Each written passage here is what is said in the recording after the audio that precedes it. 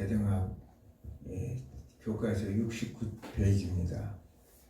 신약 성경에 나타난 재정 원칙에 대해서 이제 오늘 볼까 합니다. 지난 시간 우리는 구약 성경에 나타난 재정 원칙을 공부했습니다. 이 재정학을 공부한다는 것이 결코 이렇게 쉬운 것은 아니죠. 왜냐하면 여러분들이 항상 낯설기 때문에 쉬운 건 아니지만 그러나 꼭 반드시 알아야 될 내용입니다. 왜? 하나님 나라의 원리이기 때문에. 그래서 때로는 참 지루하기도 하고 왜 이런 것을 할까 그런 생각을 가질 수도 있겠지만 성경에 우리에게 그 말씀을 기록했을 때는 하나님께서 우리에게 필요하기 때문에 이것이 진리의 말씀이기 때문에 우리는 알아야 된다는 사실입니다. 우리가 우리는 지난 시간에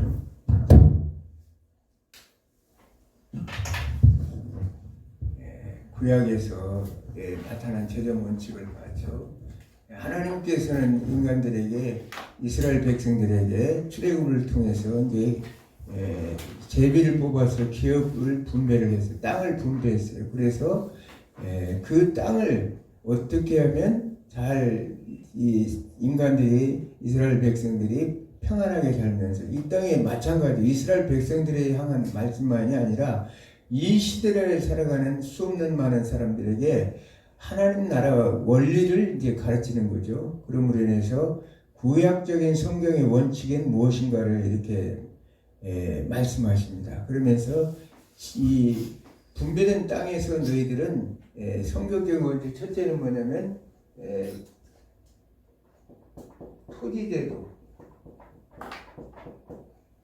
토지제도에 대해서 이렇게 말씀하세요. 토지제도, 구약적인 성경 토지는 어떻게 해요?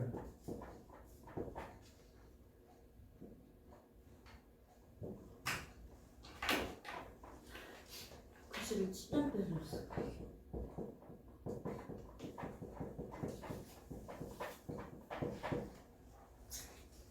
모든 토지는 각 지파별로 이렇게 분배를 했는데 예를 들어서 사람이 살든지 가난해지든지 여러 가지 형편상 어려운 문제가 있어서 그 토지를 저장납해가지고 또 종이나 남종들 이것을 이제 팔았을 경우에는 토지를 물을 수 있는 제도를 만들어냈다는 거예요. 왜냐하면 영원히 소유할 수 있게 만드는 것이 아니라 토지를 물을 수 있는 제도가 이제 고엘제도라는 것을 만들어놨어요. 왜냐하면 고엘제도라는 것은 친척이라는 뜻을 가지고 있는데 친척이 그 모든 것들을 없기 때문에 예를 들어 유다 지파 중에 누구 한 사람이 그런 일을 했을 때 그 가까운 친족 중에 그 땅을 분배해서 다시 물을 수 있는 것을 하나님께서는 했다는 사실이에요. 그래서 지난 시간에는 우리가 저당 잡혔던 사람들의 토지를 물려준다든지 팔았던 것을 다시 사서 다시 되돌려준다든지 또는 동해보복도 있었다고 그랬죠. 만약에 이제 친족이 살인을 당했을 때 그것을 갚아주는 그래서 동해보수법이라고 그래가지고 그런 제도도 있었어요. 그러나 예수님께서 도피성이 되듯이 오늘날 우리가 도피성이 되듯이 도피성 제도를 통해서 그 부지 중에 살해난 사람들이 피할 수 있는 그런 제도도 마련했다고 그랬습니다. 그리고 계대결혼이라는 것도 고엘제도 있지만 그것은 오늘날 정서로는 안 맞는 거지만은 그 시대에는 왜냐하면 자손이 없어버리면 그 땅이 다른 사람한테 넘어가기 때문에 결국은 부의 편중 현상을 가져오기 때문에 평균화를 이룰 수가 없기 때문에 하나님께서는 부가 편중되는 것을 원치 않아서 계대결혼이라는 방법을 통해서 그 자손이 없으면 그것을 이제 자손을 낳아서 그 기업을 이을 수 있도록 해준 것이 이제 이 고엘제도의 내용이었습니다. 두 번째는 뭐냐면은 안식년과 희년이었어요. 안식년과 희년. 하나님은 구약의 성경에 나타난 재정 원칙은 안식년과 희년이라는 제도를 마련해서 결국에는 안식년 때는 매 7년째 되는 해는 모든 토지를 그 부채를 다 탕감해주고 또 종되었던 자들에게 다시 풀어주는데 그냥 돌려주는 것이 아니라 독립 기반을 갖출 수 있도록 사업을 할 수 있는 생존을 유지할 수 있는 그런 것들까지 돈을 보태서 주어서 보내라고 성경은 이렇게 말하죠. 그러면서 이제 휴경제들을 통해서 이제 안식년 때는 휴경제들을 마련해서 토지의 7년째 되는 해는 토지가 이제 휴경제 제도를 마련해서 토지가 이 농사를 짓지 않는데 그때는 어떻게 하느냐 모든 생산물이 공동 소유가 된다는 사실을. 그래서 나그네라든지 가난한 사람이든지 고아라든지 이런 사람들도 왜 그런 문제가 되느냐 토지는 누구냐 주인이 하나님이기 때문에 그 모든 것들을 사람들이 그것을 공동 소유로 먹을 수 있도록 만들었다는 사실이에요. 종교적인 형식이 짙었다고 우리가 얘기할 수가 있겠죠. 휴경제를 된 제도는 안식년의 기준을 이제 하나님께서 안식일을 거룩하게 지키라 제4계명에 같은 그런 의미를 두고 있다고 말씀드렸습니다. 그래서 그 안식년에는 결국은 휴경제들을 통해서 많은 사람들이 그 토지의 소산물이 자연 그대로 자생적으로 일어나는 것이기 때문에 농사를 하지 그 소산을 가난한 사람이든지 주인이든지 누구든지 그 따먹을 수 있고 소유할 수 있는 그런 제도를 만든 것이 안식년 제도고 이 안식년에 7번씩 77, 49년의 다음에 1년간은 희년제를 두었다고 그랬어요. 50년째 되는 해는 휴년제를 들여서 유형무형의 모든 것들이 다 완벽하게 다 돌아오는 해라고 이렇게 말씀드렸어요. 전부 다 그것들이 탕감되고 다시 그러면서 종되었던 자들이 완벽하게 돌아오고 그 다음에 토지 무엇보다도 토지가 이제 원주인에 의해로 돌아가는 그래서 그때는 토지가 다 다른 사람에게 저당해서 넘어갔다 할지라도 50년째 되는 애는 원주인으로 다 돌아가니까 결국은 어떻게 되냐 모든 사람의 평준한 수준에서 다시 시작한다는 거예요. 부자와 가난한 자가 없이 하나님께서 처음 하나님께서 그 지경을 하나님께서 넘겨준 그 상태로 다시 돌아가서 각 이 족속들마다 그것을 소유권만을 이제 사용권만을 이제 상속을 받은 거죠. 그것을 가지고 이제 돌아오는 해다. 그래서 오늘날 예수 그리스도의 구속에 우리를 죄로 옥론했던 우리의 모든 것들이 해방되는 해라고 그래서 해방의 해라고도 이렇게 말씀했다는 사실입니다. 성경은 이렇게 하나님께서 이 모든 것들을 아름다운 제도를 다 마련했어요. 그러면서 이삭 남기기 제도라고 그랬죠. 이삭 남기기 제도. 이 구약에 있으면 하나님은 참 대단하신 분이에요. 왜냐하면 가난한 자들에게 이 자존감을 심어주기 위해서 그냥 무상으로 이렇게 곡식 같은 걸 나눠준 것이 아니라 하나님께서 이 모든 곡식들을 하나님께서 이 땅을 소산들을 땅에 내 귀퉁이를 베지 말고 또 이삭 떨어진 이제 하다가 땅에 떨어진 것을 줍지 말라고 이렇게 함으로 인해서 그것을 가난한 사람들이 그곳에 가서 직접 자기가 땀을 흘려서 그것을 취할 수 있도록 오늘날은 공공부자 우리나라 이 사회복지제도로 되면 공공부조인데 그런 돈으로 주는 것보다도 우리가 공공 근로를 시켜서 이 나이 드신 분들 연세 많으신 분들이 가서 조금씩 일해서 돈을 받아오죠. 그거와 똑같은 제도라고 생각합니다. 왜냐하면 그것은 부끄러운 일도 아니고 내가 땀을 흘려서 나무밭에 가서라도 그건 하나님의 법으로 되어 있기 때문에 그 이삭을 줍고 또 내 귀퉁이를 베지 말라고 했기 때문에 내 귀퉁이면 상당한 부분이에요. 그렇죠. 내 귀퉁이면 이 상당한 부분인데 그것을 먹을 수 있도록 하나님의 하심으로 인해서 인간의 자존감까지도 하나님께서 완전히 세워준 제도가 바로 이삭 남기기 제도라는 사실을 우리가 알 수 있습니다. 이것을 통해서 룻과 보아스가 이 참 이삭집기 사건을 통해서 이제 우리 다윗 왕조가 나오고 예수님의 조상이 되는 그런 사건을 나타낸 것이 이 이삭집기 제도에서 생겼다는 사실이에요. 그래서 구약의 이렇게 시대를 보면 이렇게 하나님이 너무나 아름다운 제도를 다 만들어 놨다는 사실입니다. 아멘. 그래서 이제 그런데 이제 세월이 흘러서 왕정 시대 이후에 포로기 시대 이후에는 백성들이 신앙이 떨어졌어요. 백성들이 신앙이 떨어져서 이 모든 것들은 이 이스라엘이 참 멸망할 수밖에 없었는데 왜냐하면 이것을 지키지 않았기 때문에 지키지 않은 멸망의 원인은 11조와도 관계가 있었다는 사실입니다. 그러므로 인해서 성전의 11조가 국간에 비교되니까 레인들이 먹고 살 길이 없어서 성전의 봉사한 일을 그만두게 되었다는 것이요.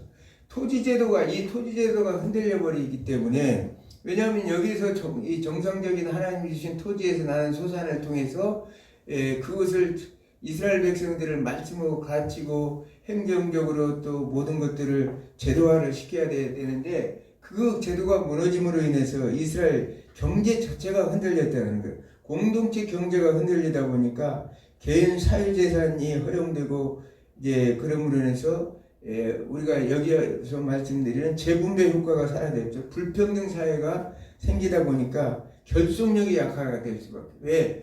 과거에는 이 제도를 통해서 이스라엘 공동체가 결속력이 강화됐었는데 결속력이 강화되지 않다 보니까 결국은 포로 시 이후에는 완전하게 이스라엘이 멸망의 상태로 돌아갔다는 것을 봅니다.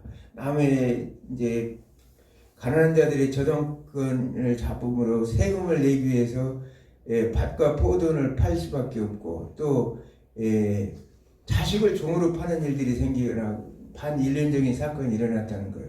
그리고 부동산 고리대금업자가 생기면서 총독들이나 제사장들이 투기를 하게 되고 그러므로 토지제도 이런 희년제도 11조 정신 성전세 등 이런 모든 유대 그 공동체의 근간이 되는 이스라엘 경제 시스템이 붕괴되므로 이스라엘은 결국은 우리가 너무나 잘 알듯이 멸망하게 되었다는 사실을 우리가 알 수 있습니다.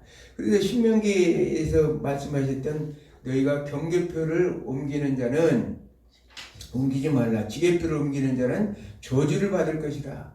그러므로 인해서 저주를 받은 것이죠. 결국은 미가서에서 말씀하신 대로 땅을 빼앗은 자는 땅을 빼앗길 것이다. 미가서 2장 2절에서 4절을 24절에 보면 그렇게 2절에서 4절에 이렇게 말씀하고 있어요. 그러면서 미가에서 보면 너희들이 그때 아무리 부르짖어도 내가 응답하지 않을 것이다.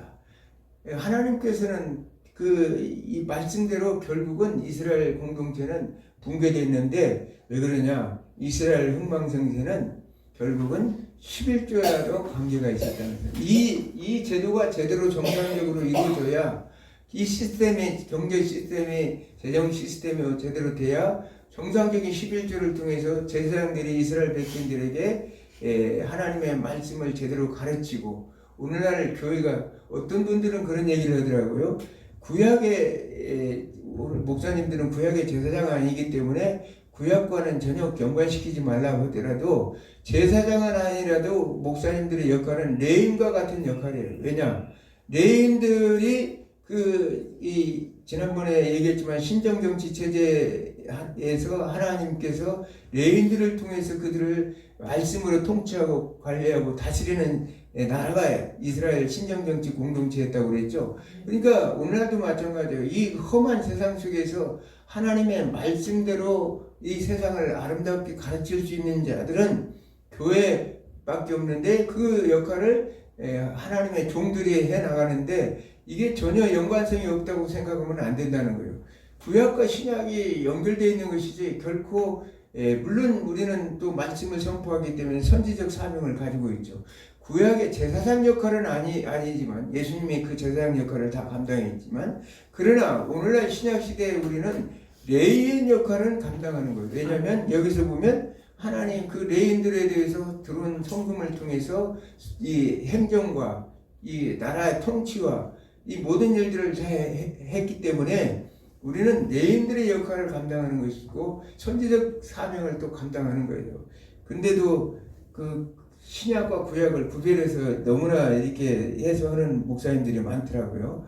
그렇지는 않다는 사실. 오늘도 이렇게 보면 왜 그래서 멸망의 원인이 되고 오늘날 마찬가지로 교회가 바로 세우지 않아지면 이 세상은 붕괴될 수밖에 없어요.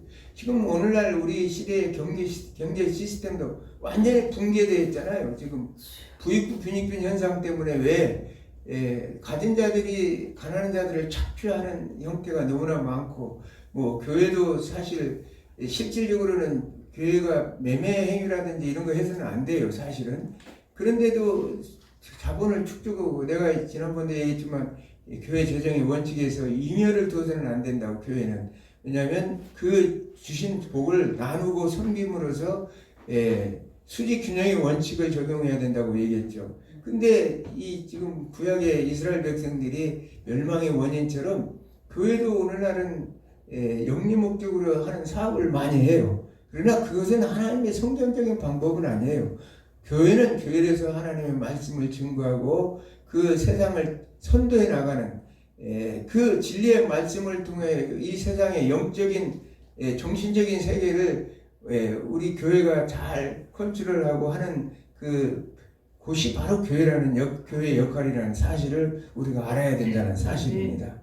그러므로 인해서 예수님께서 이 땅에 오실 수밖에 없죠. 예수님은 왜 이 죄악된 세상을 예수님께서 이 땅에 오셔서 아까 신현과 같이 우리를 이 죄에서 해방시키기 위해서 오셨다는 사실이에요. 그러므로 인해서 예수님 시대에는 우리가 생각할 때 이제 국가 재정에도 세금을 내야 하는 것처럼 교회 재정을 위해서도 우리는 11조를 내는 것은 당연한 것이다.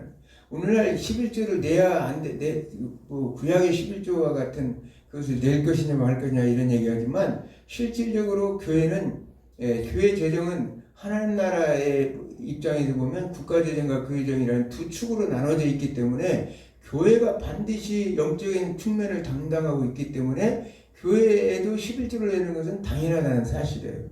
그러므로 초대교회 신자들은 11조의 형식에 구애받지 않고 초대교회 성도들은 모든 재산이 다 하나님의 것이라는 청지기 정신에 철저했다는 사실을 성경은 말씀하고 있습니다. 그러나 유대의 11조 제도는 유대인들의 11조들은 10분의 1은 하나님의 것이고 나머지 것은 내 마음대로 써도 된다고 하는 형식주의에 사로잡혀 보다 보니까 결국은 유대 공동체는 무너지고 11조대로도 결국은 정상적이지 않다 보니까 유대인들은 나라를 잃어버리는 나무 땅을 빼앗았기 때문에 너희들 땅도 하나님께서 빼앗아버리는 그런 모순된 일이 생겼다는 사실을 우리는 알 수가 있습니다. 그러나 신약 초대교회에서는 모든 것이 다 하나님의 것이라는 청지기 정신에서 물질을 사용했다는 사실을 성경은 우리에게 가르치고 있습니다. 예수님 당시에는 이 예루살렘 성전에 예수님 당시에도 매일매일 희생제사가 드려졌어요. 성전에서 희생제사가 드려졌어요. 그래서 이 유대 율법대로 한다면 우리는 매년 3번의 절기 때 6월절, 맥추절이라고 오순절이죠. 또 초막절, 수장절 이 3개의 절기에는 20세 이상의 남자는 반드시 하나님이 택하신 곳 중앙성소에 가서 결국은 그들의 희생제물을 드리고 반드시 예배를 드리게 돼 있었다는 사실이에요. 그러면 예수님 당시에도 이 상태는 계속적으로 있었죠.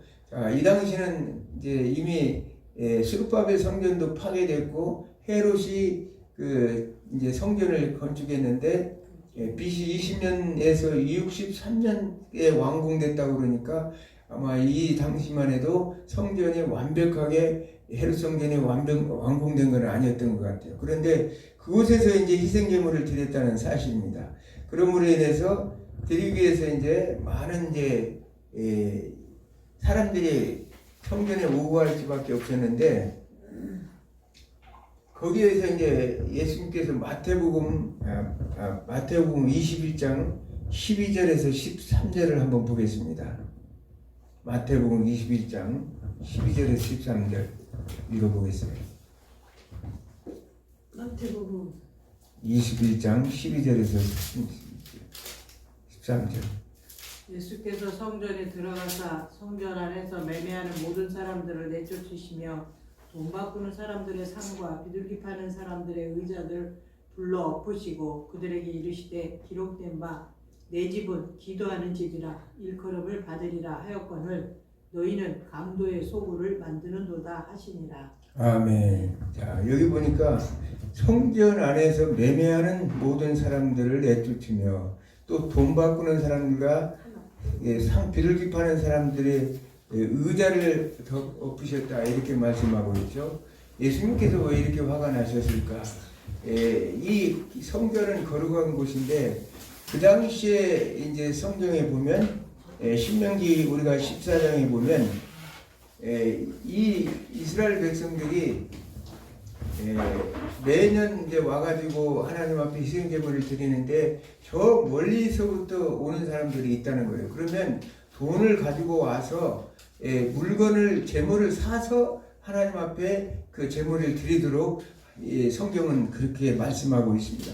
그러니까 이 당시에는 디아스포라 유대인들이기 때문에 각 이 세계에 흩어져 있는 디아스포라 유대인들이 이 절기가 돼서 이제 예루살렘 와가지고 성전의 절기에 따라서 희생 예물을 드리는데 그러면 가까운 데서는 그 양이나 소나 양이나 이런 비둘기나 이것을 가지고 올 수 있지만 흠 있는 것을 드려서는 안 되기 때문에 흠 없는 것을 드리기 위해서는 반드시 바꿔야 된다는 사실이에요.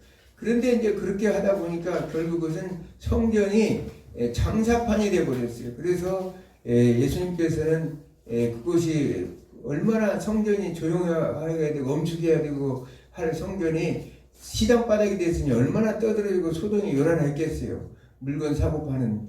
그러면서 거기에 이제 제사장들은 그 물건 파는 장소를 내주고 거기서 이제 또 세금도 받아와서 자기들은 자릿세도 받았고 또 무엇보다도 환전을 해야 되는데 환전하는데 그 돈을 이제 받았다는 거예요. 그러면서 환전하면서 우리가 오늘날도 마찬가지로 달러를 환전하려면 그 수수료도 주고 돈을 주죠. 그 환전 수수료를 이제 또 착취를 했다는 거예요. 그걸 예수님께서 보시면서 오늘 상을 섞은 사건이 있습니다. 이건 뭐냐?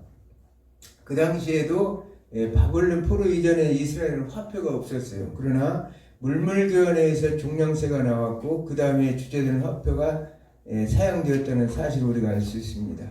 그런 분에 인해서 예수님께서는 성전 정결을 통해서 예수님 종화를 통해서 이 지금 하나님께서 이 당시에 이 드려졌던 화폐가 트리슈 화폐인데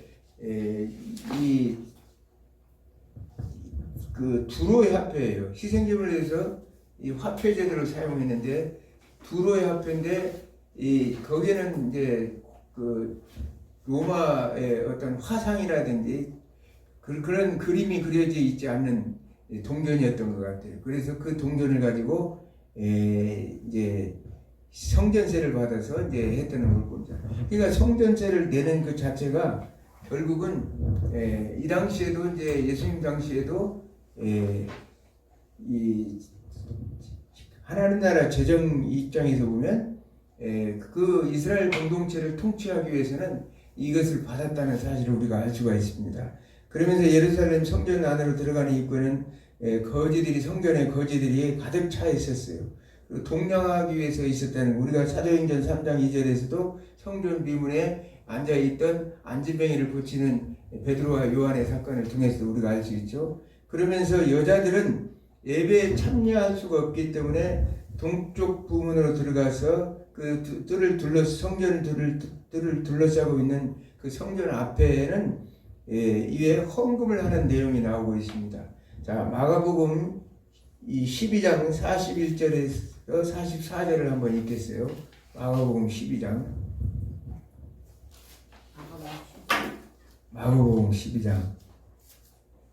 예수께서 헌금함을 대하여 앉으사 우리가 어떻게 헌금함에 돈 넣는가를 보실 때 여러 부자는 많이 넣었는데 한 가난한 과부는 와서 두 렙돈 곧 한 고드란트를 넣는지라. 예수께서 제자들을 불러다가 이르시되 내가 진실로 너에게 이르노니 이 가난한 과부는 헌금함에 넣는 모든 사람보다 많이 넣었도다.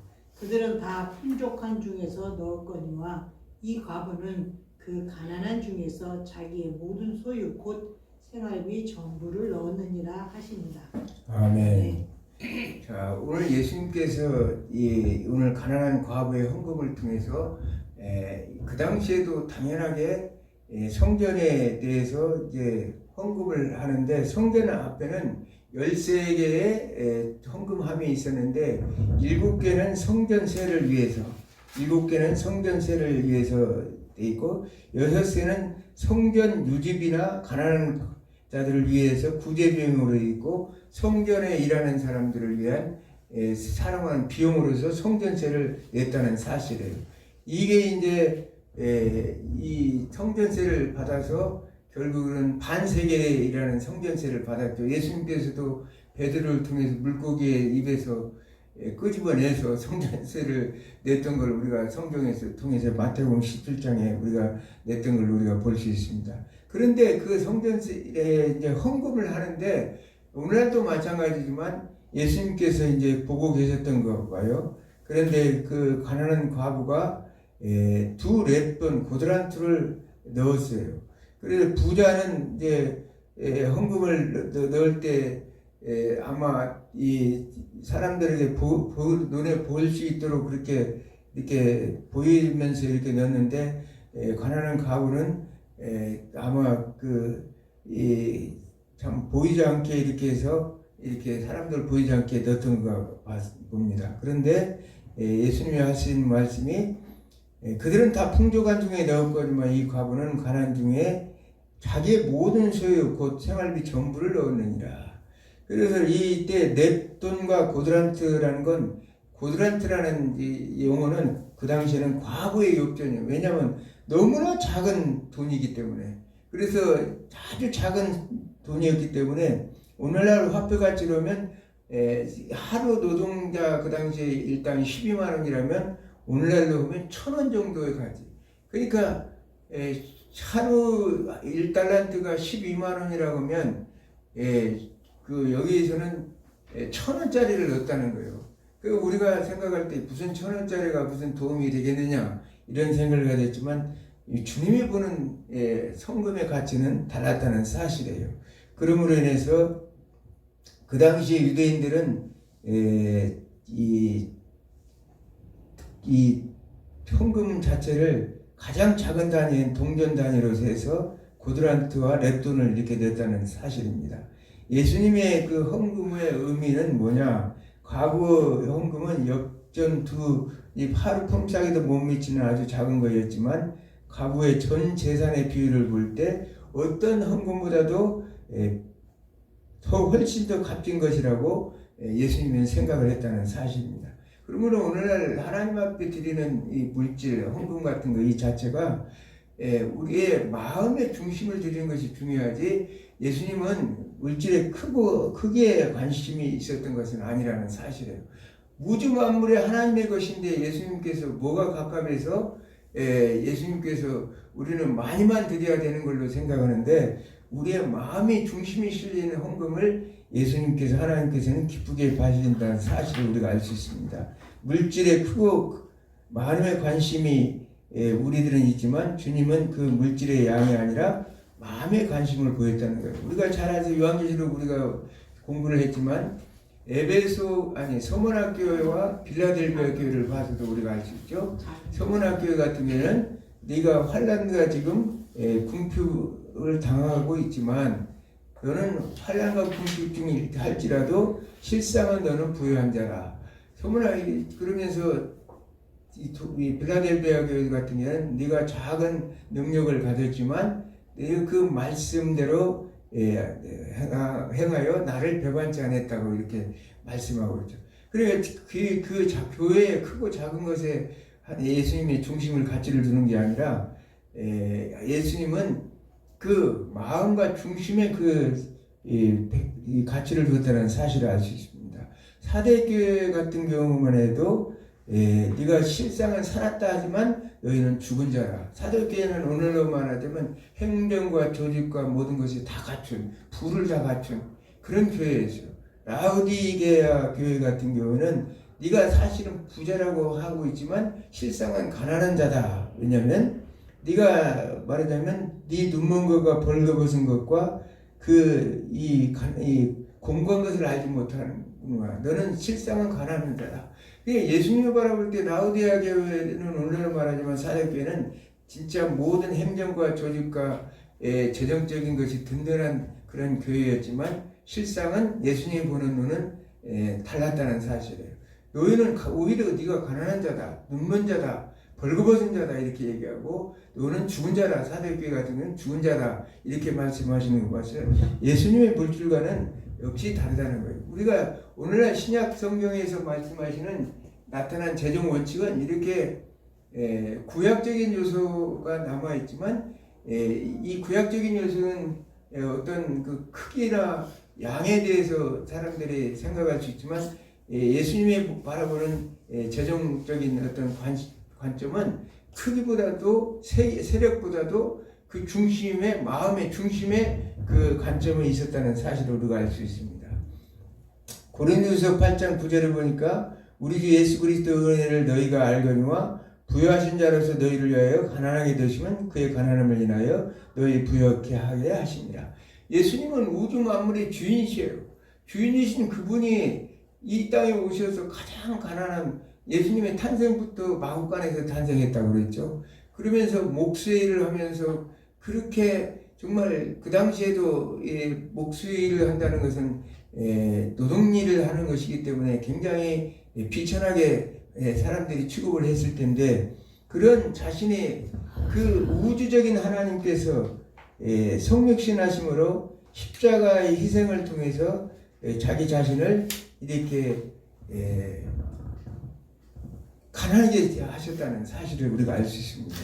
하나님이신 그가 사람이 되심으로 이 자신이 그 초월적인 그 하나님이 인간을 덤으로 자기를 제한을 두었다는 거예요. 그러므로 가난하게 되시고 빌립보서 2장 6절의 말씀처럼 그런 근본은 하나님의 본체시나 하나님과 동등됨을 취할 것으로 여기지 아니하시고 오히려 자기를 비워 종의 형체를 가지사 사람들과 같이 되셨다. 사람의 모형으로 나타나서 자기를 낮추시고 죽기까지 복종하셨고 곧 십자가에 죽으심이라. 예수님께서는 그 부유하시고 이 우주 만물을 소유하신 분이고 이 모든 것들이 하나님의 것인데도 그는 우리 인생들을 위해서 자신을 낮추시고 십자가에 죽기까지 하심으로 우리가 완전한 의와 영원한 생명과 영광을 주기 위해 오셨다는 사실을 우리가 알 수 있습니다. 그러므로 우리의 하나님의 일과 가난한 성도들을 사랑하는 마음으로 우리는 실천할 이유가 바로 여기에 있다는 거예요. 우리가 예수님께서 그 모든 것의 주인이시면서도 자기를 낮춰서 인간의 몸으로 와서 자기가 가장 낮은 입장에서 실질적으로 체휼하시고 가난한 사람들의 마음과 아픔을 체휼하심으로 인해서 예수님이 본을 보였던 것처럼 우리도 늘 가난한 이웃과 성도들을 위해서 그 마음을 가지면서 또 그런 마음으로 헌금도 할 이유가 여기 있다는 사실을 알 수가 있습니다. 자, 마태복음 이제 6장 예수님은 이 물질과는 뭐냐? 6장 19절에 21절에 보면 너희를 위하여 보물을 땅에 쌓아두지 말라. 이렇게 보물을 그곳은 종과 동록에 해하며 도적이 구멍을 뚫지 못하고 도적질을 할 수가 없느니라 이렇게 말씀하죠. 자, 보물을 땅에다 쌓지 말고 하늘에 쌓아두라고 이렇게 말합니다. 누가복음 13장 12장 33절에서 34절에는 너희 소유를 팔아 구제하여 낡아지지 아니하는 주머니를 만들라. 너희 보물이 있는 곳에 너희 마음도 있느니라 이렇게 말하죠. 예수님께서는 우리가 이 땅에서 너무 교회가 오늘날 땅에 쌓아두고 보이는 것에만 잉여로 하지 말고 그것을 하늘에 쌓아두라. 그 얘기는 가난한 이웃과 가난한 교회와 가난한 모든 사람들에게 진정한 하나님의 사랑을 나누라는 거예요. 그것이 이제 하늘에 쌓아두는 거라고 말씀하십니다. 그러면서 마태복음 우리가 잘 아는 19장 23절에서 34절에는 부자가 천국에 들어가기가 어려운데 낙태가 바늘기로 들어가는 것보다 부자가 하나님 나라에 들어가는 것보다 낫다, 이렇게 말씀하셨죠. 이는 부자가 말하자면 천국 못 들어간다는 얘기가 아니라 예수님이 말씀하신 것은 부의 평균을 외친 예수님의 뜻이 있다는 사실을 우리가 알 수 있습니다. 이를 통해서 볼 때 예수님의 물질과는 우리가 세상에서 소유하고 누리는 모든 물질이 다 하나님의 것이요 이 땅의 것보다 영원한 천국의 소망을 두고 우리는 청지기로서 맡겨진 재물을 자기 권리와 특권을 주장하지 않으면서 가난하고 소외된 자들을 위한 나눔의 정신으로 생각할 수 있다고 성경은 우리에게 가르치고 있습니다. 그러므로 인해서 사도 바울은 그의 서신에서 이러한 예수님의 교훈을 더욱 강화시키고 있는데 고린도후서 8장 13, 14절을 보면 이는 다른 사람을 평안하게 하고 너희를 공고하게 하려는 것이 아니요 편궁케 하려 함이니 이는 너희의 유효한 것으로 저희 부족한 것을 보충함은 후에 저희 유효한 것으로 너희 부족한 것을 보충히 하여 편궁케 하려 함이라. 이 우리가 부유할 때 가난한 사람들을 위해서 나누는 것은 우리가 나중에 우리가 혹시 부족할 때 그 사람들을 통해서 너희도 또 그 부족한 것을 채울 수 있는 그런 분이 내가 사는 그 자체가 평균케 하게 이룰 것이라고 이렇게 말씀하고 있습니다. 하나님 우리 가운데 평균이 배분되기를 원하고 계신다는 사실이에요. 구약 성경의 재정 원칙과도 일치되는 것이죠. 다시 말하면 각 사람이 수단이 허락하는 한 궁핍한 자에게서 공급해 줌으로써 남는 사람도 없고 부족한 사람도 없게 되기를 원하는 것이 하나님의 뜻이라는 사실이에요. 우리가 출애굽기 16장 18절에 만나의 법칙과 같은 거죠. 더 거둔 자도 많이 거둔 자도 없고 적게 거둔 자도 없다는 원칙이 고린도서 8장 15절에는 기록한 것 같이 많이 거둔 자도 남지 아니하고 적게 거둔 자도 모자라지 아니하였느니라. 이렇게 함으로써 진정한 물질과는 서로 도와야 하며 서로 의존하며 살아야 한다는 것이 사실입니다. 너무 많이 가진 사람도 남지 않으며 너무 적게 가진 사람도 모자라지 아니하도록 살도록 하는 것이 하나님 나라의 정신이라는 사실을 우리가 알 수 있습니다. 이제 예수님이 이런 정신 속에서 초대교회 성도들은 그러면 어떻게 살았을까? 이게 이제 우리가 신약 성경에 나타난 재정 원칙대로 초대교회 성도들은 살았을까 이렇게 볼 수가 있죠. 사도행전 42장 42절에서 45절을 한번 보겠습니다. 사도행전 2장 42절에서 45절. 2장. 사도행전 2장. 42절에서? 예, 45절. 그들이 사도의 가르침을 받아 서로 교제하고 떡을 떼며 오로지 기도하기를 힘쓰니라. 사람마다 두려워하는데 사도들로 말미암아 기사와 표적이 많이 나타나니 믿는 사람이 다 함께 있어 모든 물건을 서로 통용하고 또 재산과 소유를 팔아 각각 사람의 필요에 따라 나눠주며 날마다 마음을 같이하여 성전에 모이기를 힘쓰고 집에서 떡을 떼며 기쁨과 순전한 마음으로 음식을 먹고 하나님을 찬미하며 또 온 백성에게 칭송을 받으니 주께서 구원받는 사람을 날마다 더하게 하시니라. 아멘. 자, 우리가 초대교회 하나님 나라 재정 원칙을 가장 잘 지킨 때가 어디냐? 신약 시대에 와서는 예수님의 말씀을 가르친 제자들이 그 예수님 말씀대로 아까 하늘에 보물을 쌓아두라고 얘기했죠. 땅에 쌓아두지 말고 하늘에 보물을 쌓아두라 이렇게 말씀하신 것처럼 이들은 진정한 하나님 나라 재정 원칙을 온전하게 수행했다는 사실이에요. 그러므로서 보면 이 예루살렘 공동체는 서로 교제하며 떡을 떼는, 그래서 이 예루살렘 그러면서 기도하기를 힘쓰는, 그래서 성령이 충만한 교회였다는 사실을 우리가 볼 수 있고, 44절에 보니까 믿는 사람들이 다 함께 물건을 서로 통용하고, 아까 얘기했지만 이삭 죽기의 그 공통점은 뭐냐? 공동 소유라고 그랬죠. 안식년제도에 휴경제도를 얘기할 때 나무에 열매들이 있는데 그것은 다 공동 소유라고 얘기했죠. 누구나 다 그 해에는 자생적으로 자라는 것들은 따먹을 수 있는, 그게 이제 오늘 초대교회에서 그걸 행했다는 거예요. 왜냐하면 자원배분, 우리가 재정학에서 말하면 자원배분, 효율적인 자원배분이 원활하게 이루어졌다. 그렇게 얘기할 수가 있습니다. 효율적인 자원배분이 원활하게 이루어졌다. 그래서 공유경제라는 말을 내가 썼다고 그랬죠. 공유경제.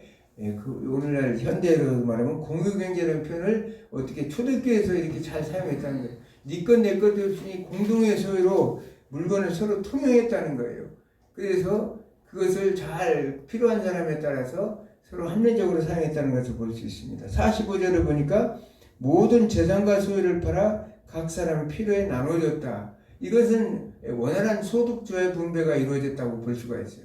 소득 재분배가 온전하게 이루어졌다. 왜냐하면 필요에 따라서 나눠졌다는 거예요. 그 당시 사도행전 교회 보면 땅을 팔아서 이 부자들이 땅을 팔아서 교회에 갔다가 헌금해서 내놓으면 그것을 가난한 자들에게 그것을 필요에 따라서 나눠졌다고 얘기했죠. 진정한 소득 재분배, 자원 배분과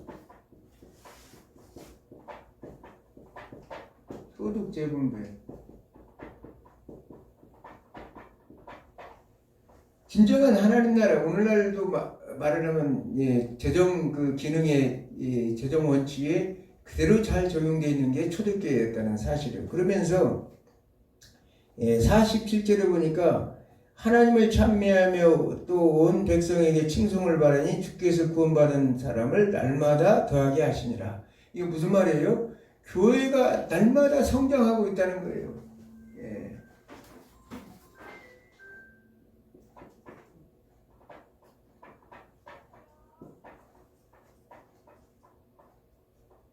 교회가 날마다 성장하고 있다는 거예요. 우리가 국가도 경제가 지금 오늘 요즘 물가 때문에 여러 가지로 힘들고 성장에 많이 인플레 때문에 저해율을 가는데 성장이 골고루 이게 성장이 돼야 소득도 재분배가 되는데 교회가 오늘날도 이런 식으로 이제 자원 배분과 소득 재분배가 온전히 되다 보니까 이 교회가 오지 말라고 그래도 그 소문을 듣고 사람들이 칭송을 받으면서 교회 예배 시간 전에 줄을 섰다는 얘기예요. 예배 시간 얼마나 행복한 얘기입니까? 예배 시간 전에. 오늘날 이 시대 교회가 이렇게 돼야 되는 거거든요. 가장 완벽한 구약의 이 재정 원칙을 가장 제대로 적용한 때가 원식교회 때 초대교회 시대에 됐다는 거예요. 물론 제도교회 가면서 이게 욕심이 잉태돼서 결국은 이 계급이 생겨버리고 여기에서 이제 교회도 서로 욕심이 생겨서 서로 쟁탈되는 작전이 벌어지죠. 콘스탄틴 기독교 공인 이후에는 교회가 제도교회로 변하면서 이제 변질되기 시작해요. 오늘날까지 이렇게 오면서 종교 개혁자들의 이 기준이 뭐냐? 초대교회로 돌아가자. 그것이 이제 모토예요, 사실은. 근데 어느 목사님이 얘기를 하는데 내가 오늘 기사를 봤어요. 기사를 봤는데 지금은 과거에 우리가 교회 시대에 흑사병이 있었는데 그 흑사병을 통해서 르네상스 시대를 맞았다. 르네상스 시대. 흑사병.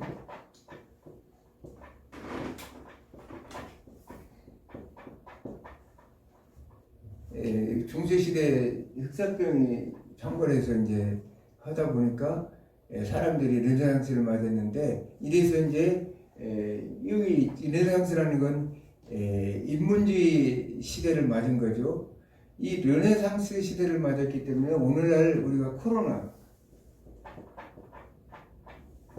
그러면서 우리 교회도 이제 예배가 좀 변해야 된다. 그러니까 오프라인 예배 오늘날 우리 이런 예배가 아니라 온라인 예배도 이제 바뀌는 그런 시대를 맞았다는 거예요. 그러나 아까도 얘기했지 여기 지금 초대교회 이렇게 나오지만 종교 개혁 시대에는 종교 개혁 사람들이 그 주로주던 사람들이 르네상스라는 용어 자체는 고대 그리스 로마로 돌아가자는 얘기. 그리스 로마로 돌아가자는 얘기인데 그리스 로마라는 것은 퇴폐주의, 향락주의 말하자면 이 인본주의가 완전히 싹 텄던 곳이 이 고대 그리스 로마 시대였죠. 근데 그 시대로 돌아가자는 것이 르네상스예요. 그런데 지금은 종교개혁은 왜 어떻게 일어나느냐? 이 지금 아까 얘기했던 초대교회 그 이런 오늘 사도행전 교회로 돌아가자는 거예요. 돌아가자는 모토가 그러니까 교회라는 것은 어떤 시대가 바뀌고 세상이 바뀐다 하더라도 그 본질만큼은 바꿀 수가 없는 거예요. 하나님 나라에서 말씀으로 우리가 예수님의 가르침을 제자들이 따랐던 것처럼 우리 또한 이 교회가 온라인으로 예배드리면 그게 은혜가 충만하겠어요? 아무리 세상이 바뀌어도 그건 안 되는 일이거든요. 지난번에 코로나 때도 많은 교회 목사님들이 우리 문재인 정부에서 살인자 집단이라고 하면서 교회를 폐쇄시키려고 얼마나 애를 썼습니까? 교회를 없애버리려고 아주 폐쇄법까지 지금 만들어 놨죠. 하지만 우리 교회는 끝까지 그 모든 것들을 하나님의 말씀대로 돌아가야지. 아무리 이 세상 제도가 이렇게 한다 하더라도 본질을 바뀌어서는 안 된다는 거예요.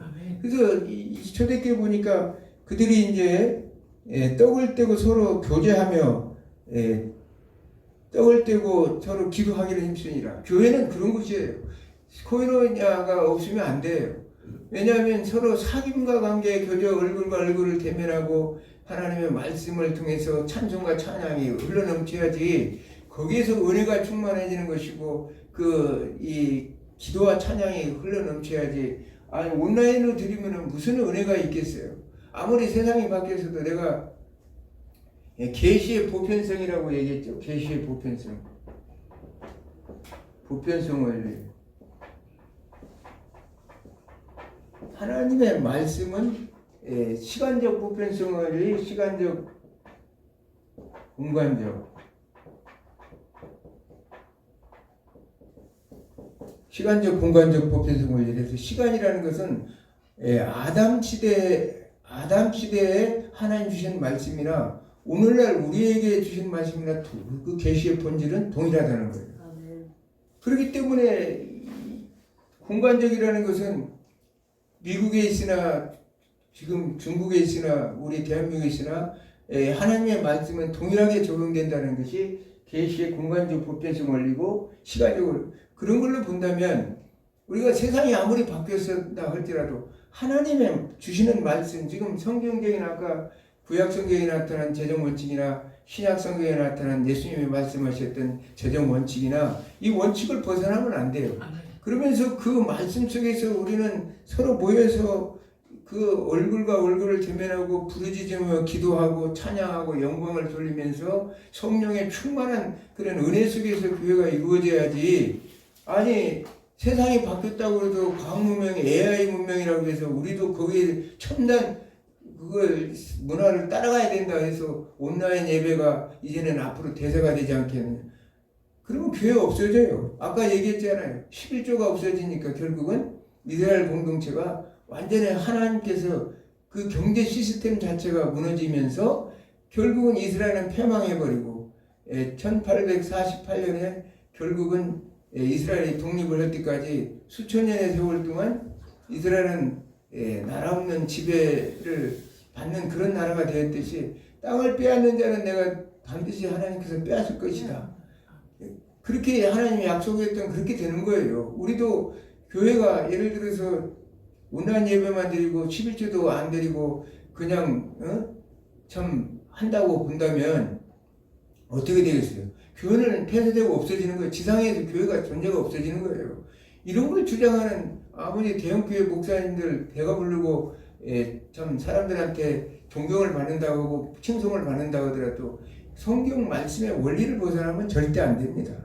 오늘날 이런 걸 11조를 뭐 성경에 어디서 이상한 구절을 뽑아가지고 11조를 안 내도 된다는 식으로 내든 되든 안 내든 그것이 이제 문제가 된 죄가 있고 없다는 얘기, 11조로는 죄가 있고 없다는 것이 문제가 아니라 내고 안 내고가 문제가 아니라 하나님의 백성이니까 국가에 세금을 내듯이 교회도 헌금을 통해서 교회 이 공동체를 유지하고 하나님 나라 재정 원리를 따라가야 되는 것이지, 그런 인기에 연연해 가지고 세상 사람들의 입맛대로 맞춰서 인기 있는 사람으로 남기 위해서 그런 일을 해서는 안 된다는 거예요. 유튜브에 올라오면 가끔 그런 유튜브에 말씀들이 올라오는데, 말씀을 전하는 사람들 절대 그런 식으로 하나님의 말씀을 왜곡하거나 더하거나 계시록 22장의 말씀처럼 더하거나 감해서는 결코 안 되는 거예요. 이 진리의 말씀, 이 계시의 보편성 원리는 결코 이게 바뀔 수가 없는 거예요. 시간적 보편성 원리, 공간적 보편성 원리는 결코 이게 달라요. 죄도 마찬가지예요. 죄에 내가 그랬죠. 죄의 공간적, 시간적 보편. 죄는 어느 때나 어느 시대나 아담과 하와 시대나 지금 시대나 똑같이 죄는 똑같이 시간적, 공간적 보편성 원리로 적용되듯이 하나님의 말씀 계시의 원리도 똑같이 적용되는 거예요. 우리가 정말 오늘 이 시대에 하나님 교회가 정신 차려야 할 것은 이 이상한 논리로 자꾸 해서 하나님의 말씀을 벗어나려고 하지 말고 세상 눈치 좀 제발 보지 말라는 거예요. 아멘. 하나님의 말씀 안에서 우리가 말씀이 본질이 무엇인가를 깨닫고 그 말씀을 쫓아가려고 생각해야지, 세상 눈치 보면서 세상 따라가려고 생각하지 말고 오로지 하나님만 바라보고. 제가 강의하는 제 생각이 참 재미도 없고 여러 가지 우리가 무슨 도움이 되겠냐, 복받는 비결도 아닌데 그렇게 생각할지 모르지만 이게 진정한 복받는 비결이고 아멘. 완전한 하나님 나라를 이루는 말씀이라는 사실을 생각하고 아멘. 여러분들이 한 주간도 묵상하면서 승리의 삶이 이루어지기를 주님으로 축원합니다. 아멘. 기도합니다.